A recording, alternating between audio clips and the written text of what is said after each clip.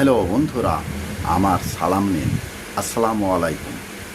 আশা করি আপনারা সবাই ভালো আছেন ইনশাল্লাহ, এবং আমার প্রত্যাশাও তাই। সেই সাথে আমার প্রীতি ও শুভেচ্ছা নিন।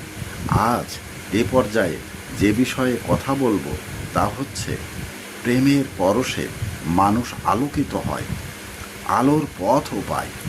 আবার সেই প্রেমের আগুন মানুষের ভেতরে ভেতরে কখনো কখনো দগ্ধ করে সব কিছুই পুড়িয়ে ছাই করে দেয়। মনে রাখবেন, প্রেমের আগুন যেমন আলো দেয়, তেমনি ভেতরে ভেতরে ছাইও করে দেয়। এ পর্যায়ে এখানেই রাখছি।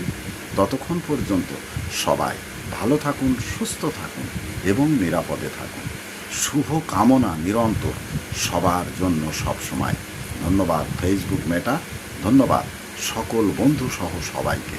আবার দেখা হবে অন্য কোনো ভিডিওতে। আল্লাহ হাফেজ।